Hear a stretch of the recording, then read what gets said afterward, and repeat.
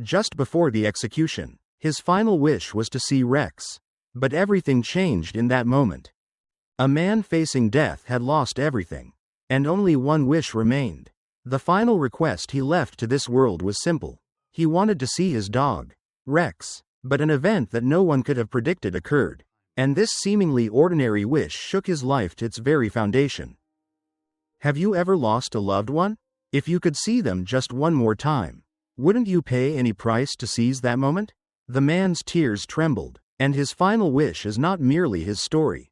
This is a journey to uncover the truth and the beginning of a secret that changes everything. What was revealed in those final moments? The answer will be far more shocking than you imagine. At a certain state penitentiary in the Midwest, the cold winter wind blew through the iron bars. Moisture clung to the walls, and the space was wrapped in a heavy silence. Frank Miller sat in the narrow corner of his rusted cell. He was 68 years old. His bent back told the story of the weight of his years. Lowering his head, he stared at a small photograph he held in his hand. A boy in an old black and white photo. That boy was no longer of this world. Danny. His hoarse voice trembled with emotion. A hot tear dropped onto the photo. Then a second one. Dad couldn't protect you. I am so sorry. Beyond the prison walls, the sound of electric saws and the footsteps of guards could be heard in the distance. The sounds gradually grew closer, becoming heavier as if trying to swallow up his remaining time. Frank Miller looked up at the ceiling. In a few days, he would no longer exist in this world.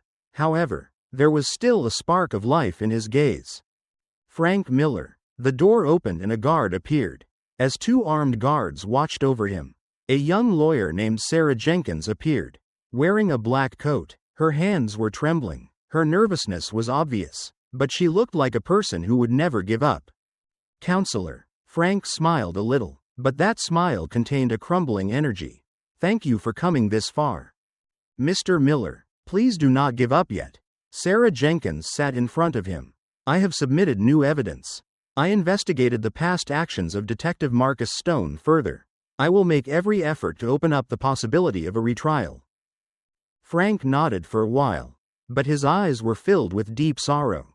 He knew she understood. He knew his voice would not echo. He was an old, powerless man. Sarah, it is enough. Thank you for doing all this. You cannot overturn the choice I have already made. His eyes were shining. Sir, why are you trying to give up so easily? Frank looked straight at her. Then he said very quietly, Then, will you listen to just one last request? She bit her lip and nodded. There is a final gift my son gave me before he died. A German Shepherd. His name is Rex. Before I die, please let me see Rex just one time. Sarah Jenkins showed a surprised expression, but she immediately nodded seriously. I will do everything I can to get permission. It was not easy, but news arrived that his wish had been granted. The prison did not know what that special request meant. It was snowing outside. A guard walked through the cold, windy prison yard leading Rex, who was on a leash. The dog brown sad eyes stared intently. The door opened, and the guard brought Rex into Frank's cell.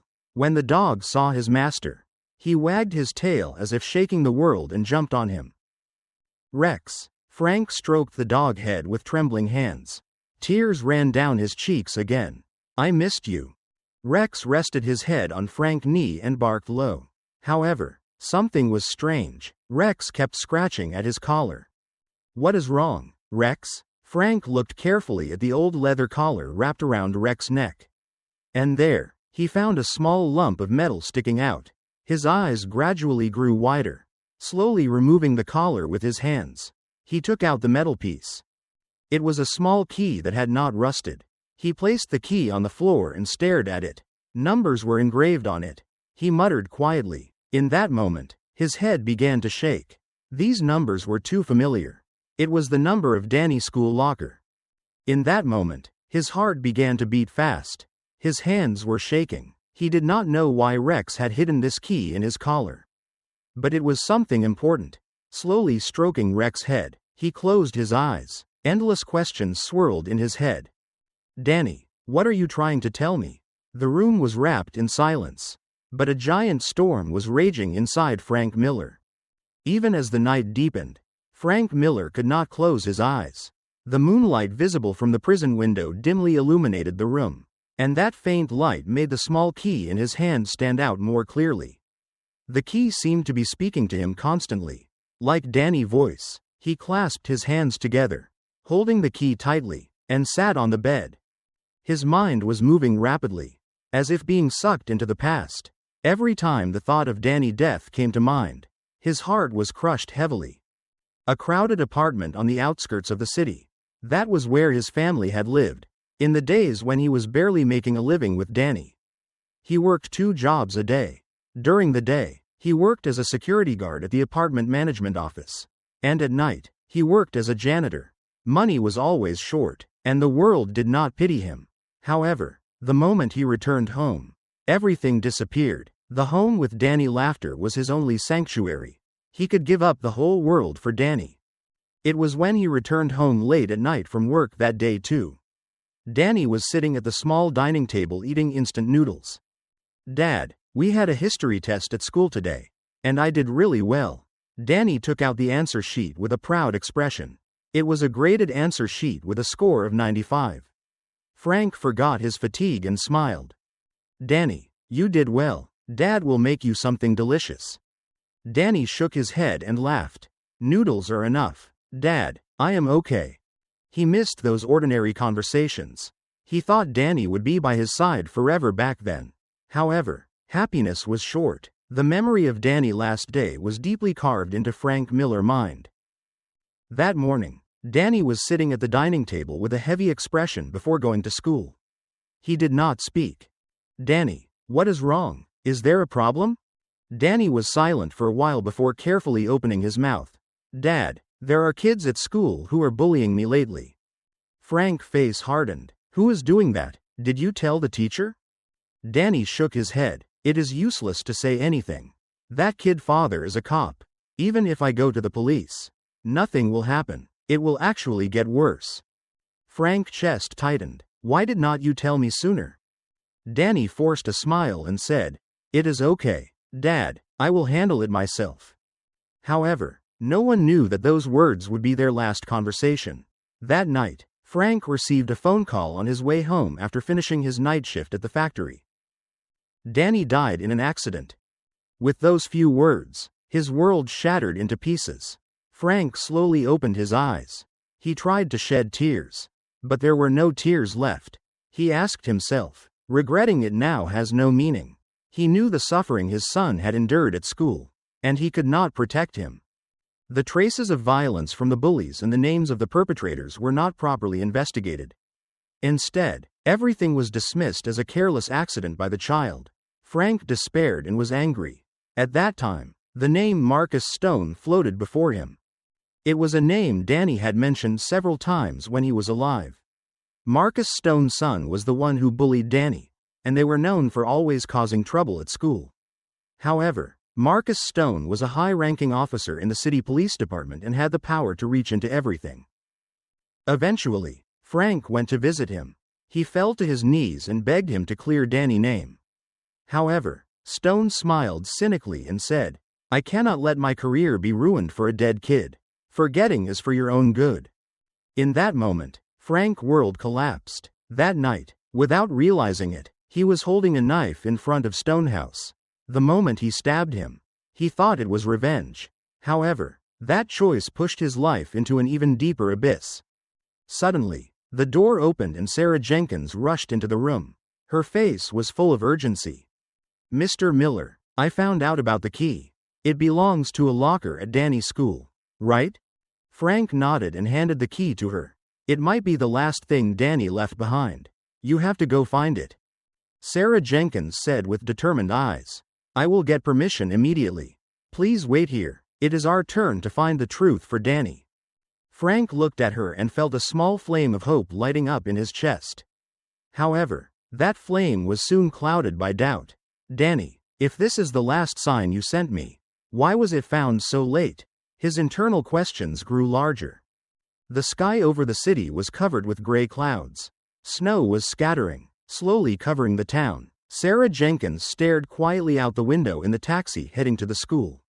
It was the road to find the last trace Danny left before he died. Her hand was still tightly gripping the small key inside her leather bag. The cold sensation of the metal made her determination even firmer. "Counselor, we have arrived," the taxi driver said. "Thank you." Sarah hurriedly paid the fare and got out, leaving footprints on the snowy sidewalk. She headed to the main gate of Northside High School, where Danny had attended. The school was quiet, since it was winter break. The laughter and noise of students could not be heard, and only the sound of the sharp wind echoed in her ears. When she entered the staff room, a middle-aged male teacher greeted her. He looked her up and down through his glasses. "You are the lawyer, Sarah Jenkins, right?" The principal gave permission. "You can access the locker. But according to regulations, it is difficult for you to go alone. I will guide you." "Understood." They walked down the narrow hallway. The old wooden floor creaked under their shoes. Sarah stopped for a moment and looked at the graduation photos. There was the figure of Danny smiling brightly.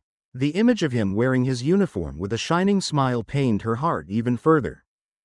"Right here." The teacher guided her to a place where rows of steel lockers stood. "Number 3312 is at that end." Sarah Jenkins walked to the locker with a heavy heart. Her hands were trembling. She remembered Frank Miller's story, all the suffering he had tasted and the mystery surrounding his son's death. A mix of expectation and fear that the locker she was about to open might hold the answers swirled within her. What did Danny leave here? She took a deep breath and inserted the key into the lock. The lock opened more smoothly than expected, and with a click, the locker door opened. The inside of the locker was not messy. Organized textbooks, math notes, and stationery, and an old notebook caught her eye. Sarah reached out and took the notebook. The cover had fingerprints on it, and the corners were worn. It had clearly been used for a long time. She carefully opened the first page. The first few pages were ordinary class notes. Formulas learned in science class and answers to problems were written in Danny neat handwriting. However, as she turned the pages, the content began to change. March 12, 2022. Stone's son took me to the bathroom. He kicked me while hitting me. He threatened that if I told my dad, he would kill me. His father is a cop, so no one can stop him. I want to ask the teacher for help, but it is probably useless, because in the end, no one believes me. Sarah stopped her hand. She took a deep breath. April 2, 2022. Today, he told me, "You know who my father is, right? If you open your mouth, your father won't be safe either." The moment I heard those words, I was so scared, but when I went home and saw Dad, I absolutely did not want to put him in danger, so I had no choice but to remain silent. Tears ran down her cheeks. Danny had endured all the suffering just to protect his father. Sarah felt like she couldn't turn the page anymore, but she knew she had to look until the end. She wiped her tears with the back of her hand and began to read the last few pages. May 10, 2022. Detective Marcus Stone came to the school. He called me out directly and said that if I didn't cause trouble with his son, everything would be okay. In that moment, I wanted to run away. But thinking of Dad, I couldn't say anything. If I get involved with Marcus Stone, Dad will be in danger. The reason they're threatening me is that I know something, and I decided to expose it. If this notebook is found, my death is absolutely not an accident. The moment she read the last sentence, Sarah felt like she couldn't breathe. She gripped the notebook tightly and closed her eyes. Danny was not just a victim of bullying. He knew the fact that he was involved not only in bullying but also in corruption and crime. She found a small envelope tucked in the notebook. When she opened the envelope, it contained a handwritten letter from Danny in a small USB drive. Sarah screamed in her heart. "I understand everything now. I will clear your father's name." She looked back at the teacher and hurriedly left the place. In the snowy city streets, she took out her phone and called Frank. "Frank, I found the evidence Danny left. This is not just a case. It is evidence of police corruption. I will review this immediately and submit it to the court." Frank's voice was trembling a little, but he answered shortly, "Good work, Sarah."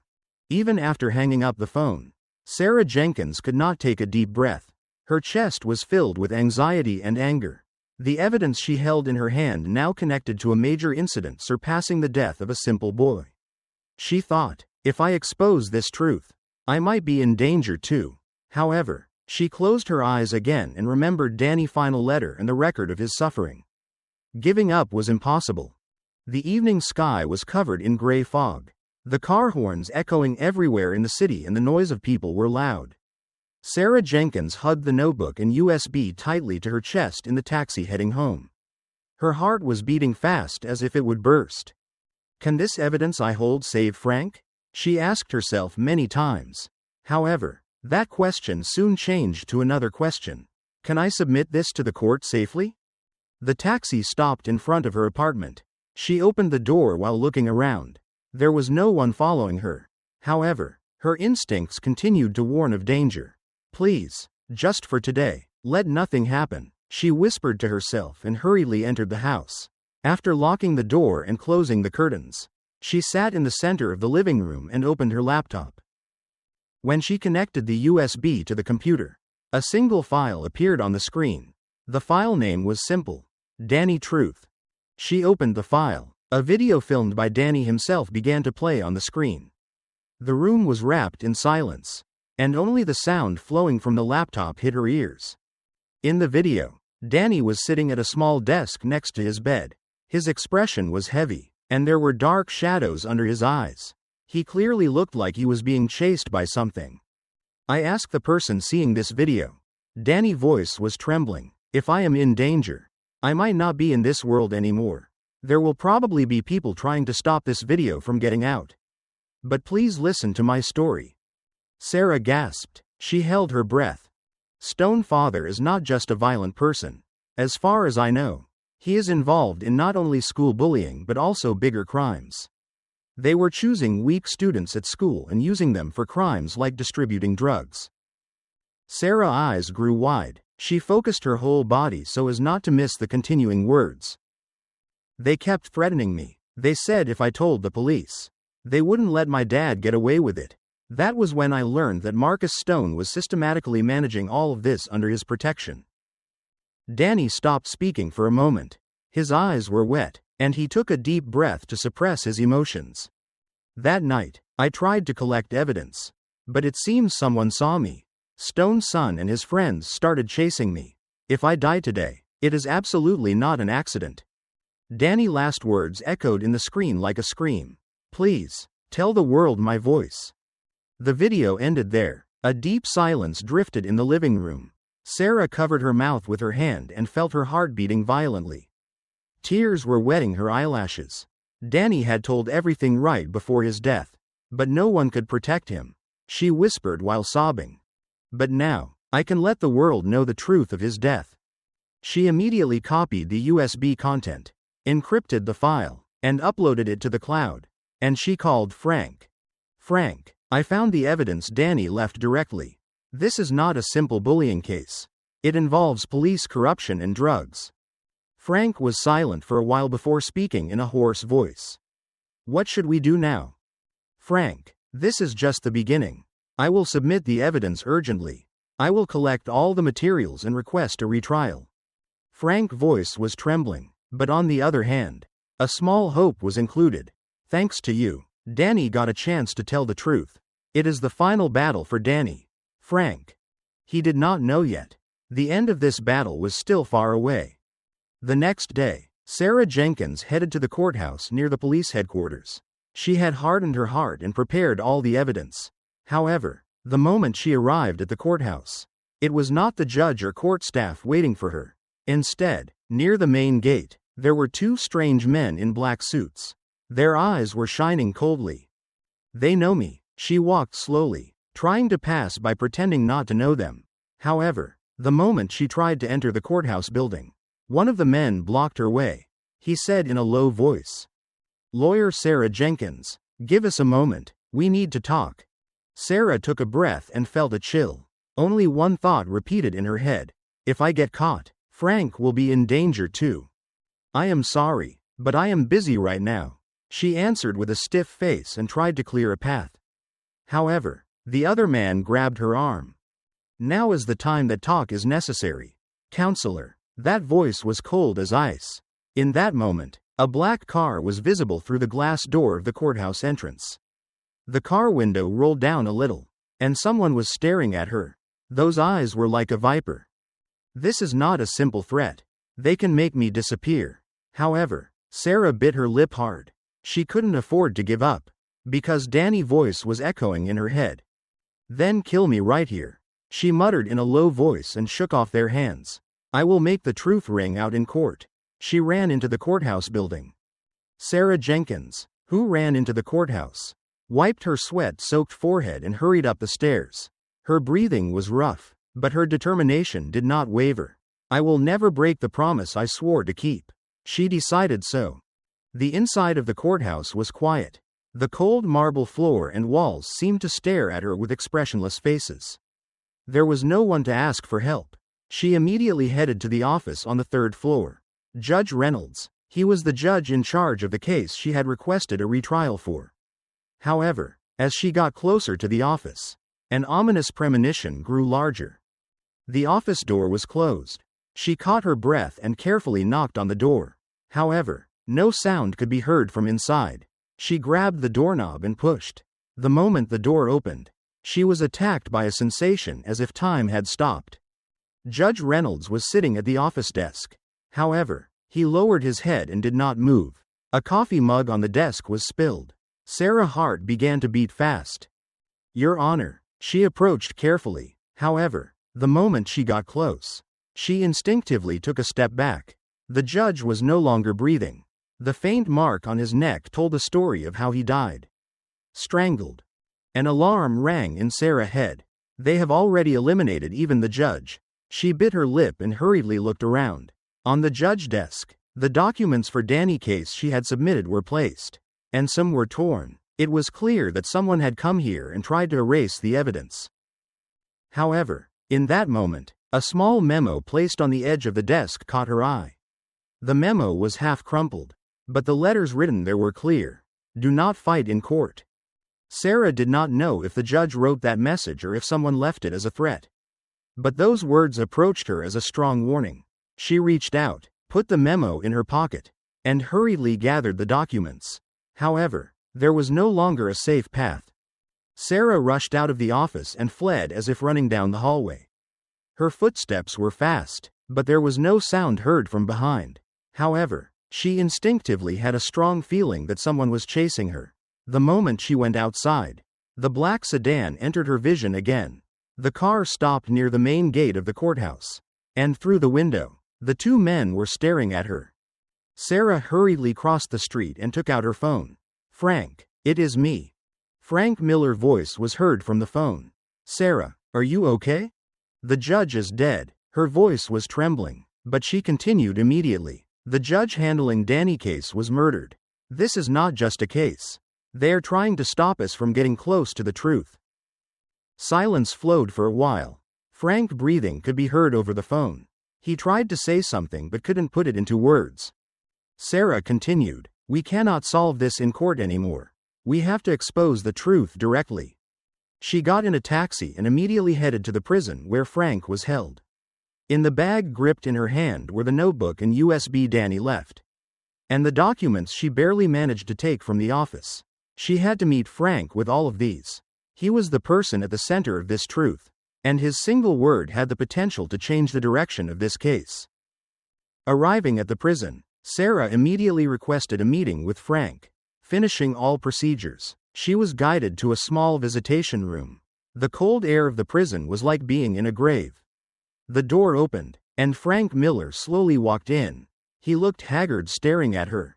However, there was still something alive in his eyes. As Danny's father, it was a gaze of determination to fight to the end. Frank, she spoke quietly, we have done something big, and this is not over yet.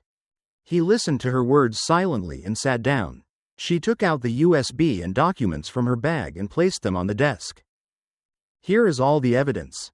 Danny knew about the corruption surrounding the drug smuggling and violence, and that is why they killed him.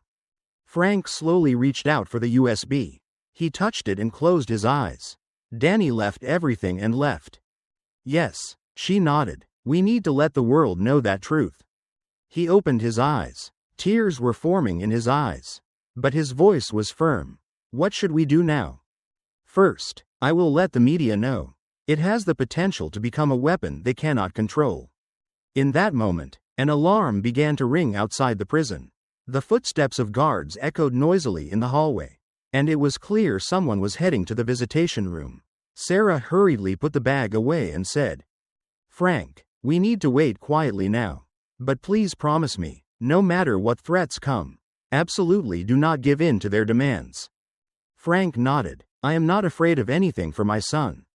She looked at him one more time. "This is a battle we will win. The moment we spread the message Danny left to the world, they cannot stop us anymore." Frank held her hand tightly. That hand contained the strength of a father determined to survive. "I will endure until the end, Sarah." She nodded and hurriedly left the visitation room. As she stepped into the hallway, 2 guards passed her. It was clear what they were trying to do. However, she had already encrypted the USB content on the online cloud. It was a matter of time. Leaving the prison, she thought while feeling the wind. This is the beginning. Danny's voice was still echoing in her chest. My death is absolutely not an accident. Sarah Jenkins continued to run all night. There was nowhere she could be safe. Passing through the cluster of buildings in the city, turning from the main street into an alley. Another alley appeared, and the end was always closed in darkness. The cold air choked her breath, and it was as if the entire city was a giant trap suffocating her. Where should I go from here? There were not many people she could trust. The police were corrupt, and the court was no longer on her side. The truth surrounding Danny spread throughout the city, and no one was there to protect her. However, one thing was certain. The moment she continued to chase the truth they tried to hide. She hid herself in a small room. The room smelled of mold, and moisture clung to the wallpaper. She placed her laptop on a small desk and opened the USB Danny left again.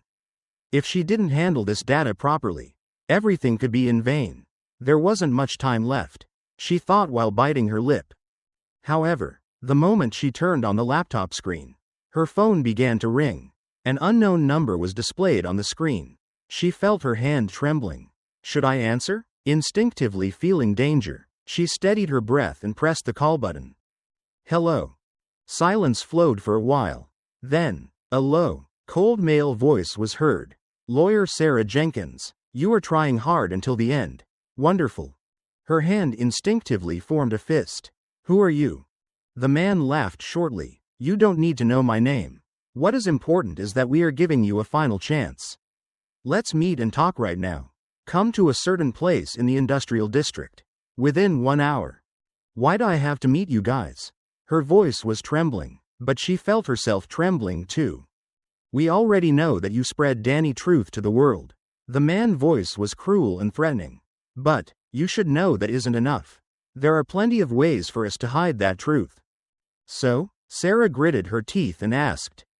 The man stopped speaking for a moment and threw a fatal final word. If you care about Mr. Frank Miller, it is wise to make a deal with us. In that moment, Sarah's breath almost stopped. What did you do to Frank? Nothing yet, but if you don't come, it is a matter of time before the news flows that he committed suicide in prison. She gripped the phone tightly and gritted her teeth. You guys are truly dirty until the end. The choice is left to you. There isn't much time. And the call was cut. Sarah couldn't move for a while. It seemed like her whole body was crushed by a heavy sense of despair. Frank is in danger. She bet everything to expose the truth. But the price was too great. If they touched Frank, there was nothing she could do. Now she had to decide alone. Accept the deal with them, or fight to the end. However, her determination didn't take long. Frank was the person who helped her come this far and fought without accepting Danny's death. She couldn't betray him. Danny, for your father's sake, I will do everything I can. She swore in her heart and stood up.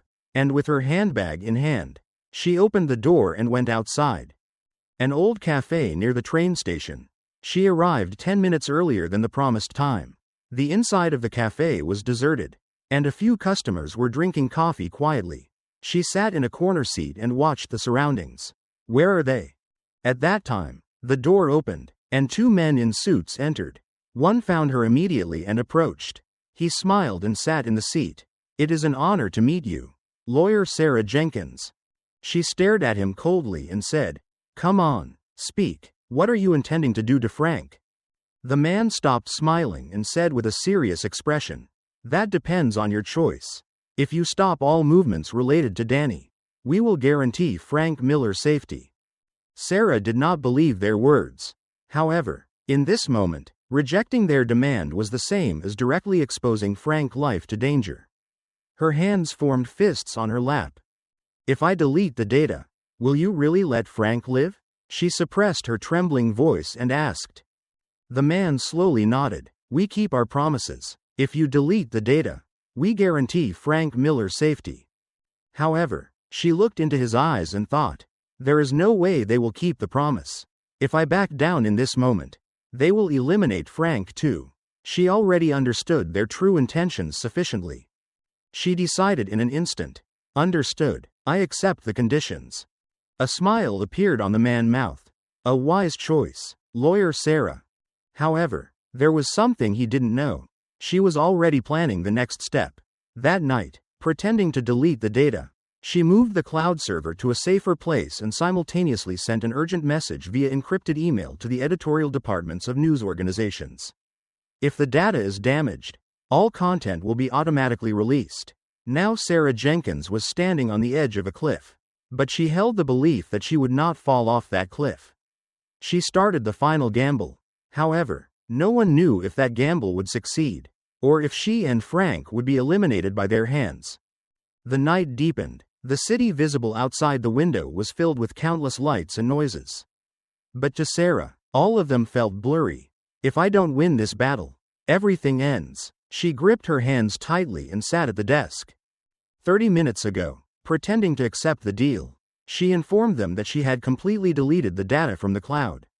But that was just a smokescreen. She further solidified contact with the press, and the files were already encrypted and spread to numerous locations. However, it wasn't certain they would be deceived. In that moment, her phone vibrated. An unknown number was displayed on the screen. Her heart pounded. She tried to maintain her composure and answered the phone. "Lawyer Sarah, you deleted the data properly." The familiar voice of the man was heard. "We processed everything as you requested." She answered firmly. "Now protect Frank as promised."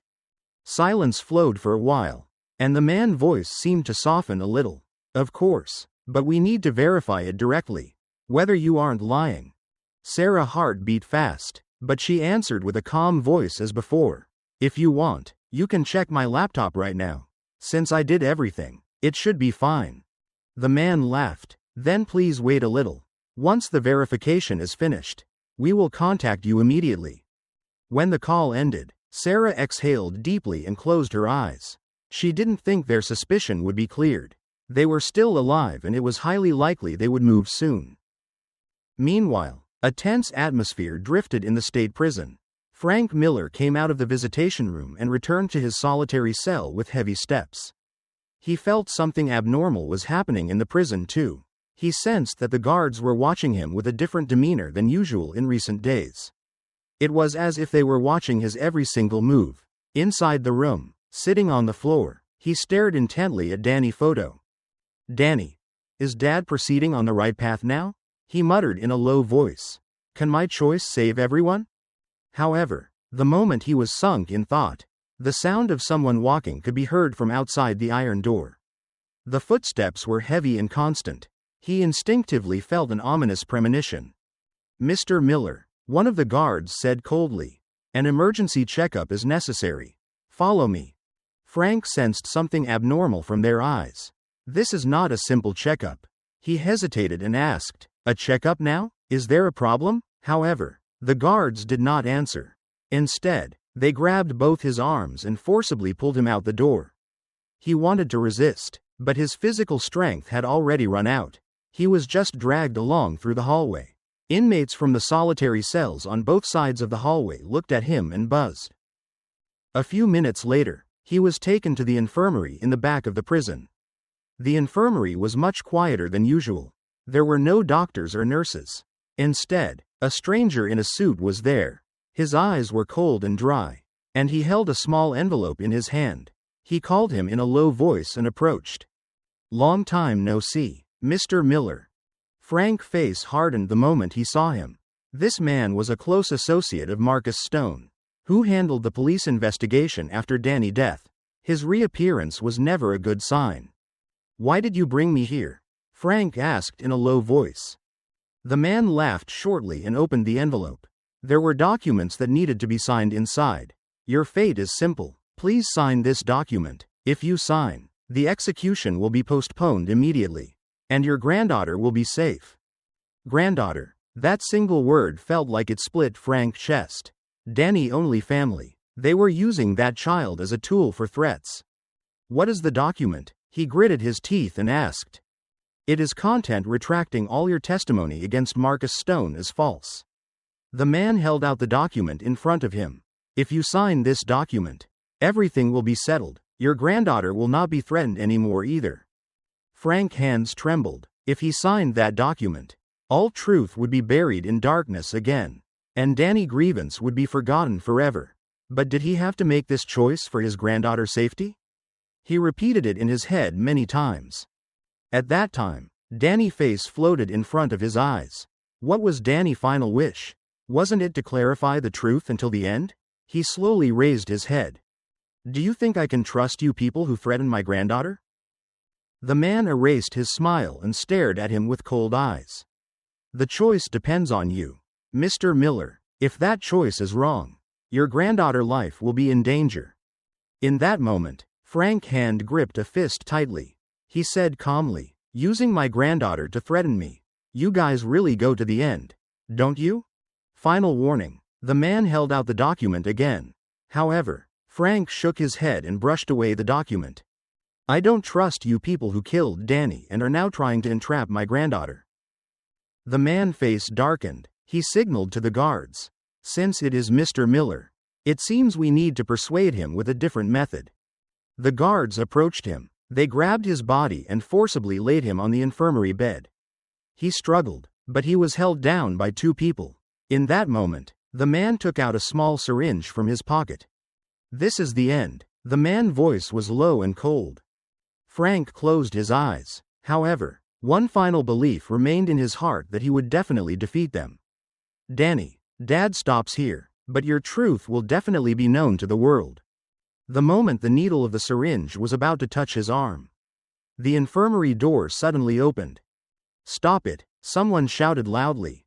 The infirmary door opened strongly, and two guards stopped outside the door with surprised expressions. The voice shouting stop was heavy and determined. The moment their gaze turned toward the door, Frank instinctively felt his heart pounding looking at the syringe that was about to fall on his head. "Who is it? Who came to save me?" Standing at the door was Captain Reynolds, the head of prison security, tall and wearing a neat uniform. He overwhelmed everyone in the room with a stern expression. Behind Reynolds, armed guards entered, their eyes fixed on the man immediately. "What are you doing here?" Captain Reynolds' voice was cold. "Bringing a prisoner to the infirmary at this time?" The man in the suit was shaken but immediately pretended to be calm and answered. "This is a simple health checkup. Since Mr. Miller's condition is bad, the health checkup is conducted based on our records." Captain Reynolds interrupted him. "But that is strange. Why is there no reservation record for the infirmary today?" The man in the suit was shaken for a moment and his face hardened. But he soon floated a calm smile again. "That is probably a clerical error. I want to avoid unnecessary misunderstandings." However, Captain Reynolds ignored the man's words and stared at the hand holding the syringe. And he immediately handed that syringe to another guard. "Analyze this." The smile on the suit man's face disappeared. He realized that the guards were surrounding him with weapons. As the pressure from the guards intensified, he slowly took a step back. "I have to escape from here." The man's eyes became sharp, and quick judgment began. He put his right hand into his pants pocket. A cell phone. He had a way to ask for help in this situation. In that moment, Captain Reynolds noticed. "Do not move your hands." His order was clear, and the man in the suit stopped for a moment. At that time, another guard rushed in from outside the infirmary door. He had a small radio in his hand, and his face was filled with tension. Captain, important news. A warning signal came in from the outside. Captain Reynolds frowned slightly and asked, "What kind of warning?" Several independent media outlets in the city started publishing exposé articles simultaneously. It contains all the details of police corruption related to the Danny case, drug smuggling, and Marcus Stone involvement. In that moment, the room seemed to freeze. The suit man's face turned completely white. It was certain that Sarah Jenkins had finally done it. "It is over," the man in the suit thought. But another thought crossed his mind immediately. "But there is still time to stop her."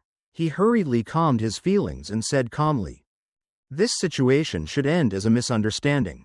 We just have to correct everything right now." However, Captain Reynolds did not listen to his words. He slowly looked at Frank. Frank had already stood up from the bed and was receiving help from the guards. His eyes were trembling, but he was alive. "Frank, are you okay?" Captain Reynolds asked carefully. Frank nodded. "Thanks to you, I survived." The man in the suit realized he couldn't endure anymore. He opened his mouth to say something, but Captain Reynolds ordered him first. "Detain this man and investigate all communication records with the outside to track down the mastermind." As the guards grabbed him and dragged him out, the man in the suit struggled and shouted, "You don't know what you are doing. This will be a disaster for all of you." However, his shouts only echoed in the hallway, and no one listened. At the same time, Sarah Jenkins was still sitting on the bed in her small boarding house. The laptop screen showed that the data she uploaded was already spreading to dozens of places. Danny Truth reached the world. However, she did not relax her tension. She didn't know what strategy they would use at the end. At that time, her phone rang again. This time, it was a call from Frank Prison, not an unknown number. "Hello." Her voice was trembling, but it was crying with hope. Frank Miller's voice was heard from the other side of the phone. That voice was tired, but a strange sense of relief was included. "Sarah, you did it." Tears formed in her eyes, and she sobbed quietly. "You did it too, Frank. Now the whole world will know Danny Truth." He was stuck for words for a moment. Emotion seemed to be welling up, and after a while, he finally said, "It might be the last gift I can give to Danny." However, Sarah Jenkins said firmly, "This is not the end. There are still many people who should take responsibility. I will punish all those involved, including Marcus Stone, properly. We cannot just bury the suffering Danny received as it is." Frank closed his eyes. The heavy guilt in his heart was melting little by little. "Thank you, Sarah. Danny will thank you too." At that time, Sarah swore a promise in her heart that she would never forget. "I will correct Danny's death and your grievance until the end, no matter what happens." However, peace did not last long. Immediately after her call ended, the sound of tires skidding and a car stopping was heard suddenly from outside. She instinctively peeked out the window. A black SUV was stopped in front of the boarding house, and two men got out of the car. Their movements were too familiar. They were the ones trying to eliminate her at the last moment. What was coming has come. She hurriedly grabbed her bag and ran to the opposite side of the window. She fled, but this time it was not an escape to protect only herself. It was to protect Danny Truth forever. The footsteps and voices coming from outside were getting closer, but her determination was already unwavering. They can never bury the truth. The dawn air of the city was cold as if piercing the skin. Running through the dark alley, Sarah Jenkins ran fast. Her footsteps stepped in puddles, and her breath was choked up to her throat. But she couldn't stop. The footsteps and sharp command voices heard from behind were getting closer. "He went over there," the men shouted, and she turned the corner and jumped into another alley. Newspapers and trash cans blocked the narrow space, but she ran desperately not to fall. "I have to escape until the end." However, her heart reached its limit, and her legs became heavy. She stopped for a moment and leaned against the wall to catch her breath. Sweat flowed down her forehead, and her clothes were already soaked with rain. However, her eyes were still alive. "Danny, Dad and I won't give up here." She looked around again and started looking for a way to escape. Another car appeared in the alley. A man with a radio in the car received a short report.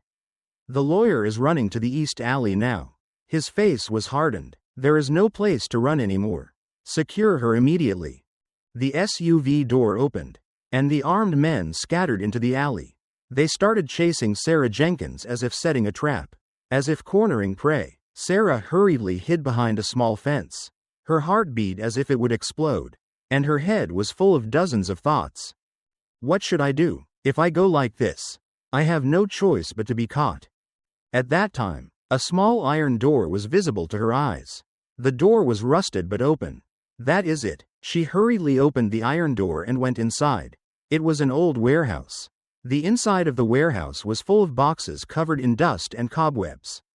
The fluorescent light flickered, repeating darkness and light, unstable as if it would go out soon. She leaned against the wall, catching her breath, and looked for an exit. But the warehouse was blocked. There was no place to escape. It is over, she muttered in her heart. However, she couldn't afford to give up. She took out her laptop from her handbag and started preparing the final message. Even if she lost her life, the remaining truth had to be conveyed. She typed letters on the laptop screen and entered a short message. They're trying to stop me, but the truth has already spread, and I will fight to the end. She sent the message to the encrypted server, exhaled deeply, and closed the laptop. The footsteps heard from outside were getting closer. We know you are in there. Open the door. The men shouted and banged on the door hard. The metal door shook as if it would break soon, and Sarah closed her eyes, leaning her back against the wall in the tension closing in more and more. It might end here. However, in that moment, police car sirens began to ring from afar. She opened her eyes in surprise. The sound was gradually getting closer, and the men's reaction changed immediately. It is the police, someone shouted. Retreat, another man ordered. Sarah heard their voices moving away and sighed in relief. But at the same time, a question arose. The police are coming here. Since she knew she hadn't asked for help, it was certain that someone called the police. Who was it? She peeked outside through the gap in the door. The men had already disappeared from the alley, and police cars blocked the alley, with warning lights piercing the darkness. At that time, a man got out of a police car. It was Captain Reynolds from the prison. Captain Reynolds found her and approached hurriedly. Lawyer Jenkins, are you okay? She held his hand and barely stood up. How did you find this place? Frank contacted me, he said with a determined expression. He sensed you were in danger, found a wiretap in the prison, and informed me of the situation immediately. Tears formed in Sarah's eyes. Frank saved me. Captain Reynolds hurried to take her to a safe place. Don't fight alone anymore. We will help. 1 hour later, in a safe house outside the city, Sarah sat on a sofa wrapped in a warm blanket. Her laptop was open again in front of her, and the screen was overflowing with hundreds of breaking news reports. Corruption inside the police department. Marcus Stone and high-ranking police criminal acts revealed. Destruction of the retrial of the Danny case. The articles were dominating the major portals. She closed her eyes and exhaled a long breath. Danny, we did it. However, it wasn't over yet, Captain Reynolds said with a serious expression. Marcus Stone is on the run, but he will be caught soon. Please cooperate until the end so that we can reveal everything and realize justice. Sarah nodded. I will absolutely not stop until Danny's grievance is completely cleared. Her eyes were filled with determination again. The battle so far was just the beginning. True justice was not yet in their hands. Chaos was occurring in the city due to the aftermath of the exposed truth. News channels reported daily on police officer corruption, the drug case, and Danny's unjust death. Marcus Stone on the run. Police launch large-scale manhunt. A crucial meeting was taking place at the police investigation headquarters. The reinvestigation team secured all evidence proving Marcus Stone crimes. But the case couldn't be completely closed without arresting him directly. We need a clue as to where he is hiding. The head of the investigation team said. We cannot exclude the possibility that there is someone inside helping him. Sarah remained in her seat even after the meeting ended. Sunk in thought, Marcus Stone must be hiding with someone he trusts. Then who would he choose? She reviewed the past notes left in Danny's notebook and USB again. A place where Marcus Stone held secret meetings inside the police. Hotels he frequented, clubs, Small pieces of information began to connect like a puzzle in her head one by one. At that time, a decisive clue jumped into her eyes. A warehouse in the industrial district. One of Danny's last memos read like this: Dad, Marcus Stone often held secret meetings at an abandoned warehouse in the industrial district. It seemed important things were happening there. Sarah immediately called Captain Reynolds. Captain, there is a possibility Marcus Stone is at the warehouse in the industrial district. He might be using that as a hideout.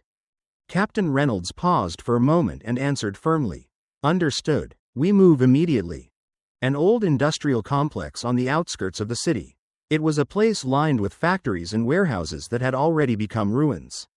As the night deepened, the surroundings became even quieter, and only the sound of the wind bumping against iron doors and broken walls echoed eerily.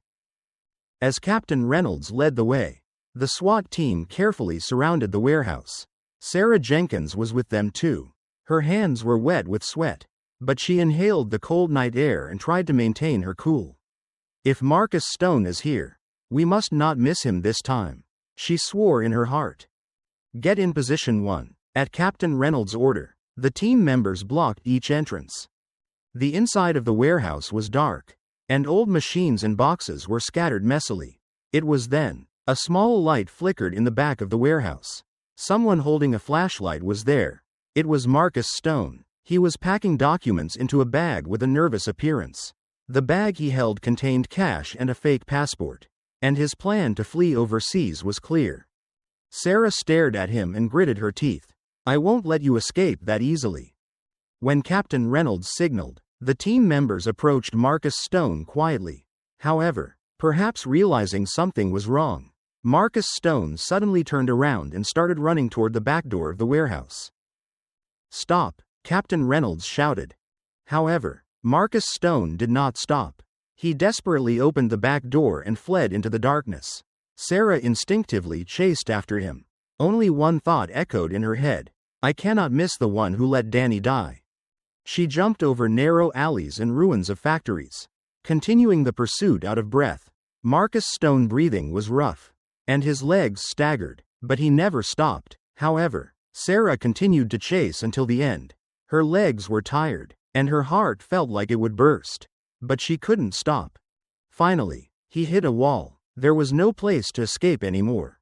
He turned around and faced Sarah. His face was dirty with sweat and fear, but he still hadn't lost his arrogant expression. Lawyer Sarah Jenkins, he said while breathing roughly. I didn't think you would chase me this far. I came this far to make you pay for the crime of killing Danny. Her voice did not waver. Marcus Stone laughed and said, Do you think you can judge me with the law? It is already too late. This system will continue to create people like me. That might be so. She took a step closer. But it doesn't change that you end here today. In that moment, Marcus Stone took out a small handgun from his pocket. The muzzle was aimed at her, and Sarah held her breath for a moment. However, she did not back down. If you want to end it like this, shoot. She stared straight at him and said, But remember, even if I die, the truth has already spread. Even if you kill me here, it won't change. Marcus Stone held the gun with shaking hands, but the firm will he felt from her gaze made his hand heavy. At that time, Captain Reynolds' voice was heard from behind. Marcus Stone, put down the gun. In the gap where Marcus Stone turned around for a moment, Sarah quickly grabbed his wrist and snatched the handgun. He tried to resist, but it was already too late. Captain Reynolds rushed in, suppressed Marcus Stone, and handcuffed him. He was finally finished. A few minutes later, a police car took him and departed. Sarah exhaled a heavy breath and closed her eyes. Danny's face floated in her head.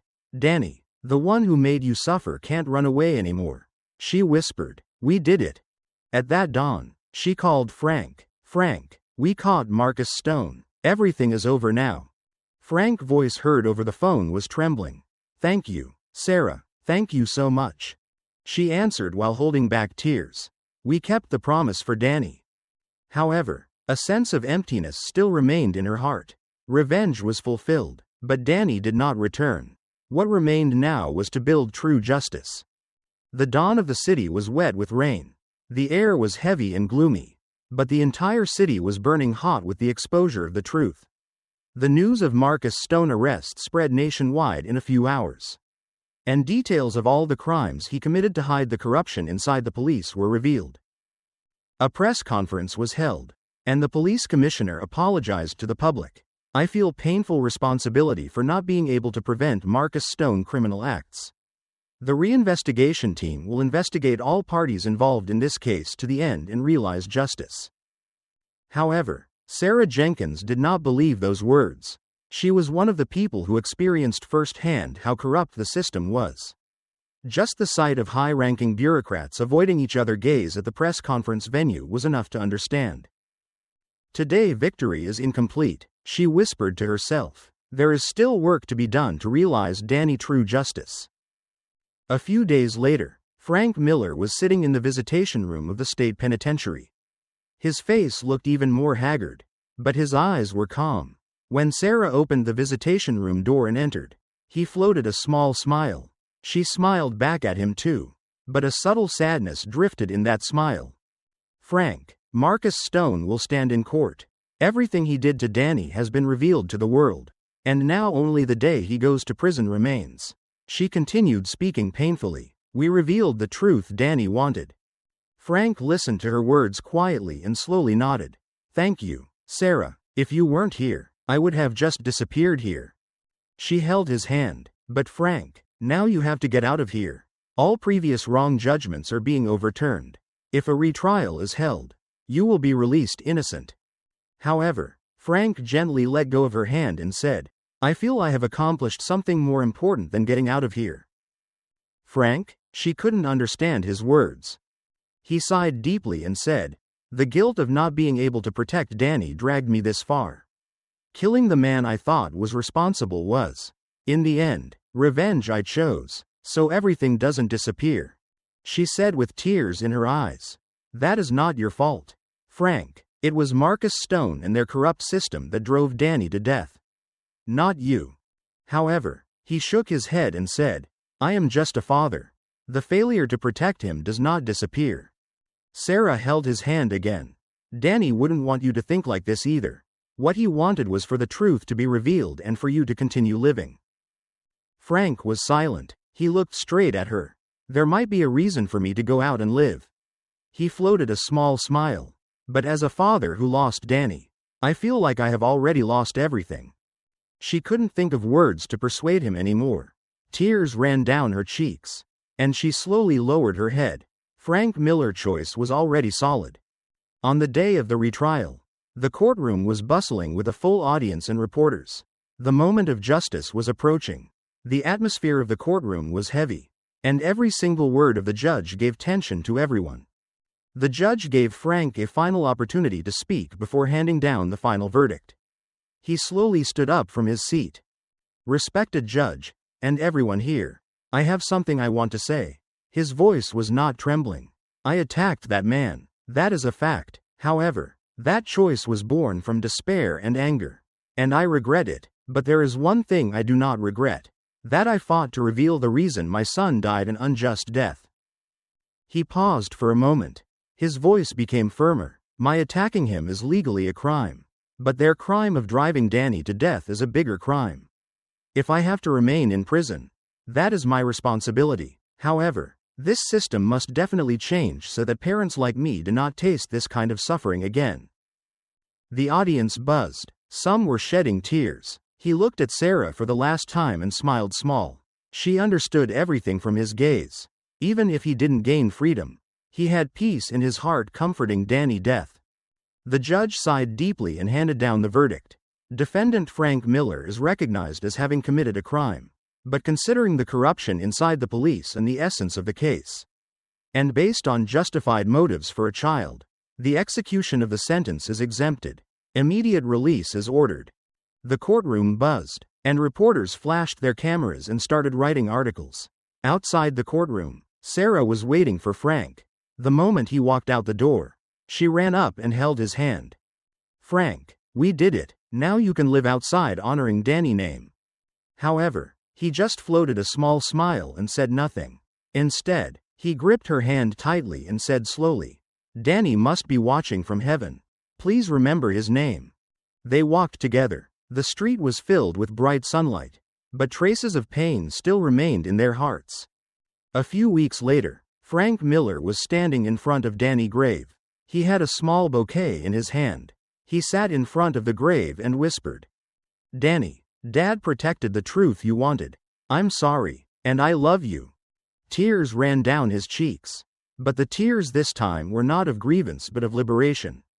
Sarah was watching him from afar. She swore in her heart, "I will help so that the life Frank regained can start again."